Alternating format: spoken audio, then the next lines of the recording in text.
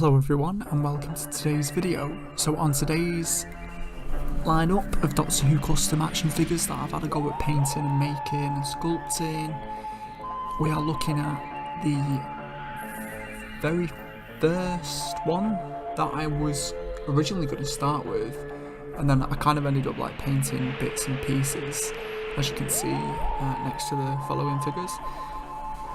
Now this one was a challenge, if I'm honest. Again, I watched a wonderful video from Captain Jim Pie. I suggest if you want to figure out how to have a go at making or painting or sculpting or what have you, check his videos out because he's very thorough and goes into depth about that. Now, simply, I just got a spare Carnival of Monsters third Doctor figure, and I proceeded to get like a little scalpel. Just be careful when you're doing stuff like that. I think for me, I just digged out something out of my stationery kit and I just got out like a compass and tried to like take off the inaccurate neckwear, because the purpose of this figure, I was trying to add the Planet of the Spiders look to my collection, because eventually I do plan on getting it, but just haven't seen one yet, so I'm on the lookout for one. And I thought it'd be fun to paint it as well, and you know, if I do get the official one, then I'll probably put a bow tie on this one to make it look a little bit more accurate. Now, simply what I did for the shirt, I just filled it with some milliput and some clay. Now, I'm not amazing at sculpting, as people may have noticed. I've tried to do some of the ruffles, and I've painted it in like a sort of sky blue. I've tried to really get the colour right, as accurate to the actual figure as possible. Now, I haven't done the lapels, and I'll tell you for why. Just because in the future I'm thinking of getting some like cocktail sticks and maybe trying that. One of my friends has suggested using masking tape.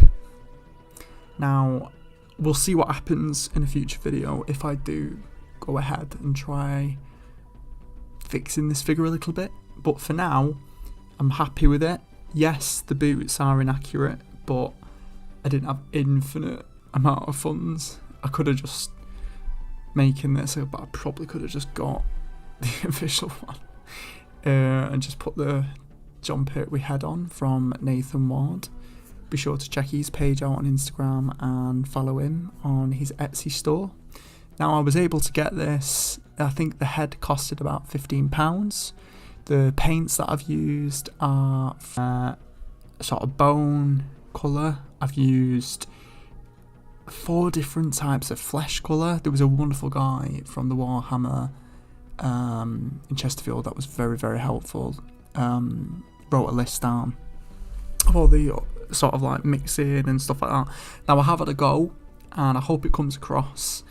I did have an error where I've like painted it about 3 or 4 times, so I do apologise for it looking a little bit like he's got sunburn in some areas. The eyes was just like a white, and then I just got like a blue, because I know he's got blue eyes, John Pertwee, and I just dabbed it very carefully with like a nib pen. And the waist, I've tried to take that inaccurate, what's it called, neckerchief off, and I've got like some milliput and some clay, and I've tried to do the ruffles. So I got like a sharp sort of nib pen, and I've just sort of scored it across to look like the ruffles. Now, again, as I've said, if I do get hold of the official one, then I will just simply swap the head off this onto that. I've displayed him with the sonic screwdriver, and yeah, I think this head was originally supposed to have gone on my Planet of the Daleks custom John Pertwee figure, but in the end, I liked it that much, I really thought, no, I think I'm going to display it like this. So let me know what you think about this one. Obviously there's like always areas for improvement. As you can see, you know, on this figure, I might need to repaint, give it another coat of black paint because I've been a bit rough with this one. Now, on with the next one. Let me know what you think in the comments. Can't be. I can be. I'm the new Doctor. New body, same great taste. Look at this coat. Love it. So the stories are true. Coming soon from Big Finish Productions. The Lives of Captain Jack, Volume 2. So this one is quite frankly an easy custom. I don't know if anyone's ever done this custom. Someone's probably already beat me to it. But literally, I would just scroll YouTube like you do when you're trying to get to sleep, and I came across The Lives of Captain Jack. Now, I do remember this. I think I saw someone doing like a mock-up title sequence for him. Now, this is quite a fun one, really. It's quite a random one on the shelf, but it's just your bog standard Series 1 Captain Jack, and all I've done is just boil and pop the head. You'll probably be able to see there's a little bit of scuffs under the neck because I was trying to cut the peg down so it could fit on, and I've just simply super glued it, but in the process I have kind of damaged the figure's neck, so that may be a little bit visible here in some areas. However, it's a perfect outfit, and if the Doctor needed anyone to stand in for him, Captain Jack's your man. So, lost articulation in the head obviously, but it's just a it's just a sort of stand-in figure, you know, to sort of like be an oddity on the shelf. So all I've done is I've just popped some glasses that came with the aged 11th Doctor figure from the Time of the Doctor set, and I've simply just put them on the Time of the Doctor young Matt Smith head figure. And sticking with Matt Smith, we've got a 11th Doctor figure that is based on his costume that he wears in the Sarah Jane Adventures, Death of the Doctor. Now, this was a very badly sun-bleached sort of Doctor figure when I first bought it. Now, it was originally a Season 5 red burgundy bow tie and stripy shirt Doctor figure, standard Series 5. Things that I struggled with was making sure that I didn't get any of the paint on the neck, so it took a few goes and a few different brushes. And the other things that I really enjoyed about this was painting his bow tie and giving it that sort of like, so it stands out differently against the other bow ties on the other Doctor figures, and it's quite a dark, nice TARDIS blue colour. And yeah, I used a sandy brown colour because in the Sarah Jane episode, it kind of looks like the one that he wears in the Pandorica Opens a little bit. And it sort of has that sort of like coffee kind of brown coloured jacket that I think quite a lot of cosplayers do wear when they dress as the blue bow tie version of him. Now, again, this is just a very easy repaint.